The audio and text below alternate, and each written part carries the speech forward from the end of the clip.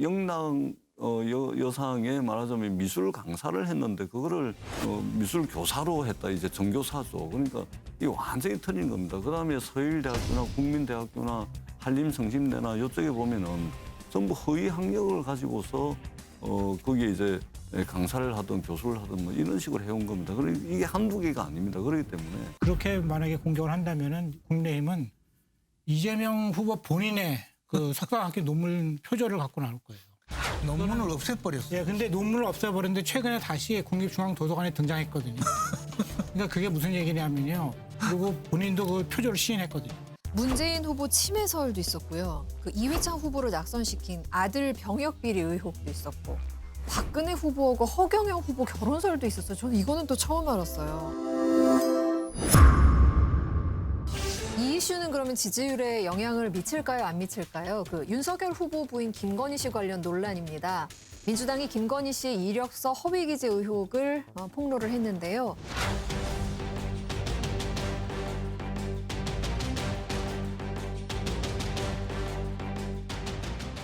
실수라고 하기에는 너무 반복적이고 너무 명백한 이제 의도가 있는 것으로밖에 볼 수가 없습니다. 예를 들면 서울대학교 경영전문대학원인데 서울대학교 경영학과로 바꾼다든지 이거는 이제 학교 댕겨본 대학원을 댕겨본 사람들은 다 압니다. 일반 대학원하고 특수대학원, 전문대학원이 어떻게 틀린지 다 압니다. 그다음에 또 영락 여상에 말하자면 미술 강사를 했는데 그거를 미술 교사로 했다. 이제 정교사죠. 그러니까 이게 완전히 틀린 겁니다. 그다음에 서일대학교나 국민대학교나 한림성심대나 이쪽에 보면은 전부 허위 학력을 가지고서 거기에 이제 강사를 하든 교수를 하든 뭐 이런 식으로 해온 겁니다. 그리고 이게 한두 개가 아닙니다. 그렇기 때문에 이것이 아마 국민들에게 제대로 좀 알려지고 각인이 된다면 좀 영향이 있을 거라고 저는 보고 있습니다. 자꾸 이력서에 허위 기재했다는 거 아니에요?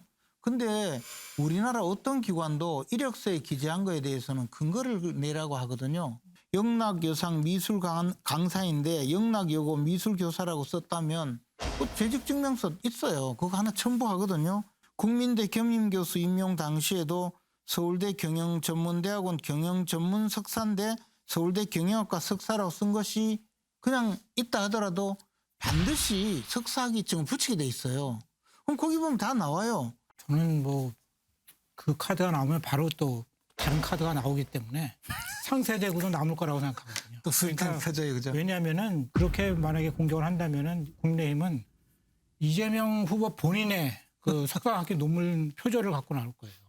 논문을 없애버렸어요. 예, 근데 논문을 없애버렸는데 최근에 다시 국립중앙도서관에 등장했거든요.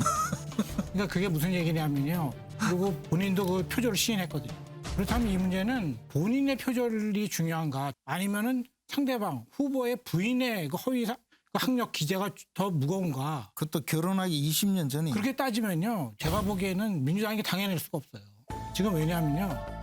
이 문재인 정부에서 논문 표절은요. 그 인사청문회에서 계속 지적됐었잖아요. 그리고 낙마도 하고. 그랬는데 정작 대통령 후보가 논문 표절의 당사자다. 명백한. 이론의 여지도 없어요. 그렇다면은 이 하나만으로도 사실 사퇴감이에요. 그렇다면 이거를 견뎌낼 수 있겠는가? 제가 보기에는 민주당으로서는 이 카드를 꺼낼수록 불리하기 때문에 공격 펼치기 어려울 거다 이렇게 봅니다. 그러니까 이제 자꾸만 논점을 조금 이제 모을 필요가 있는데 김건희 씨는 허위 학력, 허위 이력을 기재를 해가지고 강의를 한 겁니다. 대학에서. 이득이 있은 것이죠. 이재명 후보는 논문 표절에 대해서 이미 인정을 했고 그다음에 이 논문을 이제 같은 대학교에 반납을 했는데 반납을 받는 절차와 과정이 없어서 결국은 반납을 못한 것이죠. 논문 표절을 해가지고 이걸 해가지고 근데 대학에 강의를 한 게 아닙니다. 그렇기 때문에 허위 학력을 가지고서 강의하고 교수 행세를 하고 한 거하고 같은 선에서 비교할 만한 건은 아니다. 그렇죠. 같은 선이 아니에요. 절대로. 후보의 본인의 문제와 후보의 배우자의 문제는 절대로 같은 선이 아니죠. 이쯤에서는 배우자 김건희 씨가 이제 자기 입을 열어야지요. 이것이 표절이냐 아니냐 경력 허위 기재냐 아니냐는 조사해보면 나올 문제인데 문제는 그 당사자가 빨리 입을 열어줘야 된다. 이런 말씀을 좀 드리고 싶어요. 뭐 임열목 지지율 떨어진다며. 아니 지지율 떨어지든 오르든 이 문제와 더불어 가지고 김건희 씨를 둘러싼 여러 가지 미스테리한 의혹들이 많이 있습니다. 코바나 컨텐츠 기업 협찬 문제, 그다음에 이 허위 이력의 문제, 그다음에 도이치모터스 주가 조작 문제, 이거는 이미 그 관계자들 몇 명이 벌써 구속이 됐어요. 대한민국을 대표하는 영부인으로서 자격이 있겠냐. 그런 측면에서는 선거에 영향을 미치지 않을 수 없다. 이렇게 생각합니다. 그런 거 아무리 모아도 대장동 한 방이면 간다. 그래서 제가 보기에는 그 배우자의 문제잖아요. 이거 아무리 긁어 모아야 소용이 없고요. 그 이재명 후보는 빨리 대장동을 탈출해야지 뭐가 보이지. 거기에 지금 갇혀 있는데 그 아무리 모아도 되겠습니까? 그게. 잘못 쓴 거 가지고 지금 주구장창 이야기하고 있던데 그게 그렇게 대수인가요? 저는 좀 솔직히 아니, 이해가 이것은 안 가요. 허위 참 힘드시겠다. 허위 기재만이 아니라 그 허위 기재된 것을 이게 하나가 아니라 그 이력 경력이 세 개인가가 허위로 기재돼요. 그래서 이것이 의도성을 갖고 바꾼 거다 이렇게 보는 거죠. 한 방이면 간다니까요.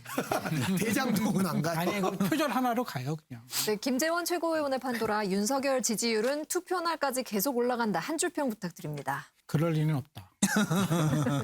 배우자 김건희 씨의 등장 때까지만 상승한다.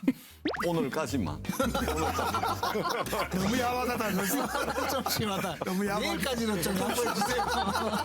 한 줄에도 내일까지? 더 좀 더 내일까지. 내일까지로.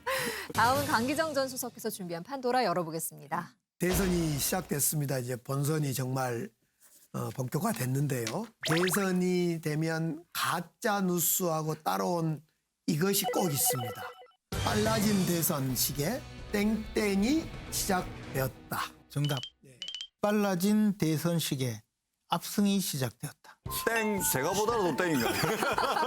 누구의 압승이냐가 또 달라지죠. 그러죠. 누구의 압승이냐. 자, 음모? 음모? 아, 비슷합니다. 비슷해요? 예. 한 시약점 정도. 시약점. 네. 조작. 조작? 예. 좋습니다. 학생들 공부를 열심히 했어요. 정답은요? 정답은 공작이었습니다. 공작.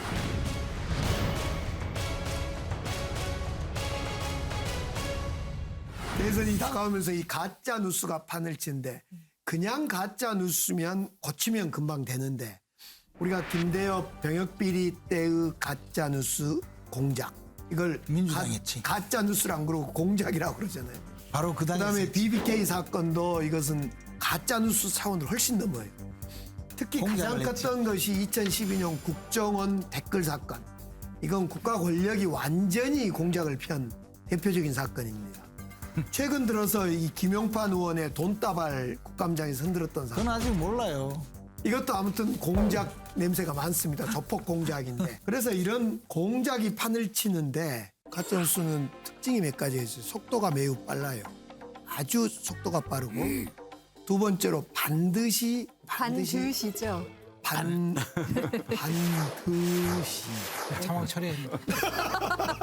반드시 손해보는 사람이 있어요. 세 번째로는 확인이 어려워요. 이것을 검증을 할 수 없어요. 이재명 후보 뭐 이렇게 어떻게 할지 가서 확인해 볼 수가 없잖아요. 확인해 보면 되지. 그런데 이것이 물어보면 되죠. 이런 특징을 갖고 있는 가짜 뉴스가 이제 공작 정치로 가면 반드시 뭔가 세력이 붙는 거죠. 이건 완전히 그 해악 중에 해악인 거죠. 그 대선 시즌에 퍼졌던 그 여러 가지 가짜 뉴스들 중에서 저희가 몇 가지를 뽑아봤는데요. 문재인 후보 침해설도 있었고요. 그 이회창 후보를 낙선시킨 아들 병역 비리 의혹도 있었고, 박근혜 후보하고 허경영 후보 결혼설도 있었어요. 저는 이거는 또 처음 알았어요. 허경영 씨가 2007년도 대통령 후보로 처음 나왔거든요. 뭐 축지법 쓴다고 하면서. 그리고는 이제 박근혜 후보와 약혼을 했다. 그랬는데 유경수 여사가 저격당하면서 약혼식을 못했다. 그리고 미루고 있다가 결혼을 했는데 11.6 때문에 결혼식을 못하고 결국은 오늘날까지 이렇게 성사되지 못했다고 주장을 한 거예요. 그래서 전화가 왔어요. 박근혜 대표부터.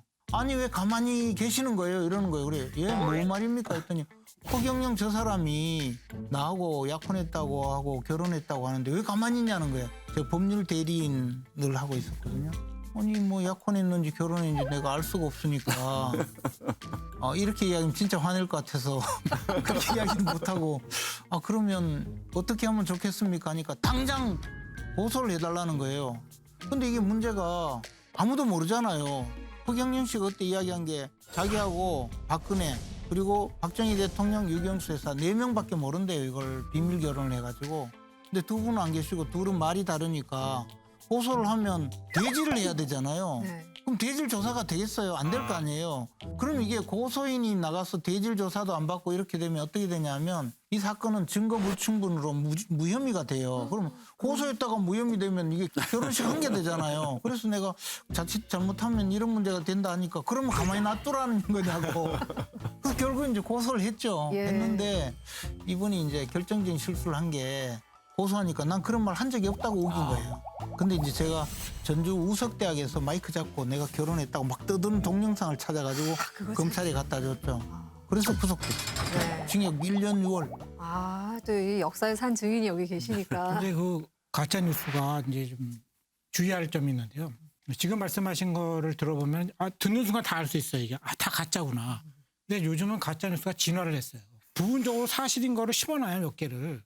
근데 그 사이사이를 이제 가짜로 채우는 거거든요. 그럼 사람들이 이걸 읽었을 때 처음에 그럴듯한 거예요. 왜? 사실이니까. 근데 중간중간에 이제 가짜가 섞여 있는 거죠. 그럼 나중에 어떻게 되냐면 인상이 이게 사실일 수도 있겠다 이런 인상을 주게 되는 거예요. 그러니까 이게 읽고 나서 이거는 가짜야. 말도 안 되는 얘기 이렇게 되지 않고 사실일 수도 있겠다. 왜냐하면 부분적으로 사실이 있었잖아요. 자신이 아는. 그러면 그 나머지도 봐줄 수 있겠는데 앞뒤 문맥으로 와서 근데 그게 이제 그걸 강화해 주는 것이 뭐냐면 사회적 분위기죠. 그 사람 원래 그런 사람 아닌가? 요즘은 그런 일이 많다는데 혹시 이렇게 되는 거죠. 근데 그런 것까지 다 염두에 둬서 만드는 것이거든요. 그래서 가짜 뉴스가 이게 요즘만 진화한 게 아니고요. 옛날에도 이런 가짜 뉴스는 진화를 했어요. 아주 고대에도. 그래서 지금도 읽어보면요. 교묘한 거예요, 정말로. 그래서 가짜 뉴스는 교묘하고 또 교활해. 따라서 이 가짜 뉴스라고 의심이 되면요. 사실일 수도 있다가 아니라 사실 아닐 것이라고 생각하고 다시 봐야 돼요. 그게 주의할 점이죠. 그러니까 저도 이제 선거를 하다 보니까 가짜뉴스에 운 적이 있습니다. 어떤 거예요? 부산에 모 국회의원이 제 지역구에 국민의힘 후보를 지원하기 위해서 선거 유세를 왔어요. 그래가지고 하루 종일 그 후보의 유세차를 타고 다니면서 여러분 나쁜 사람 조국과 전재수가 친구다 이러고 다니는 거예요. 근데 나이 차이 조국 장관은 저보다 8살 많거든요. 제가 아무리 얼굴이 사가 보여도 친구라 그러면 완전 가짜는 뉴스 아닙니까? 그게 더 어떻게 상처였어. 친구입니까? 저보다 8살이 많은데. 아니 제가 아무리 얼굴이 머리가 좀 색이로으니 그걸 8살 많은 사람 보고 친구라 그러면 이런 가짜 엄청나게 슬픈 가짜 뉴스. 이건 슬프지 않는데 저는 진짜 기쁜 가짜 뉴스가 있었어요. 사실은 어떤 건데요? 제 사실은 재산이 원래는 정말 없었어요. 근데 이제 지금은 조금 그래도 뭐 한 자릿수로 돈이 있죠. 집도 하나 생겼고 그랬으니까. 50억 1조야 1조. 친하게 한 지내야겠는데. 자리구나. 공개한 한 6조? 6조가 50억짜리 건물을 숨겨놓고 있다. 이런 가짜 뉴스가 들었어요. 저는 그래서 매우 기뻤어요. 제발 그 건물 좀 나에게 찾아주라. 고맙다. 그런 가짜 뉴스는 기쁜 가짜 뉴스인데. 근데 가짜 뉴스에 가장 많이 노출된 인물 하면 또 문재인 대통령 빼놓을 수가 없잖아요. 강수성님 기억나시는 거 많을 것 같은데요. 지난 총선 전에 이렇게 보면 뭐 코로나 검사를 일부러 줄이기 위해서 검사를 안 한다. 이런 것도 가짜 뉴스가 있었고. 제가 5천만 원 청와대에 있을 때 5천만 원 받았다. 김봉현으로부터. 이거 대표적인 거거든요. 국민들이 국회의원들, 정치인들 돈 받는 것이 일상화돼 있다라고 평소에 인식이 돼 있어요. 그러니까 강기정이 5천만 원 받았는 것 없다. 근데 알고 보니까 이것이 김봉현의 변호사와 검사가 짜고 강기정 정도 잡으면 보석으로 풀어줄게 이랬다는 거 아니에요. 대표적인 공작적 가짜뉴스인데 특히 국가 권력의 일부가 하는 또는 어떤 캠프가 주도적으로 하는 이런 가짜뉴스가 많다. 아니 문재인 대통령 금괴 막 숨겨놓았다고 이런 것도 있지 엄청 않았어요? 돌아다녔어요. 그런 게 있었어요? 그럼요. 아니, 금괴가 저는 한 여러 수백 번 200톤짜리 받았습니다. 그래요? 200톤짜리 아니 금괴가 그쪽만 유통된 거 보니 그러니까요. 사실은 모양이네.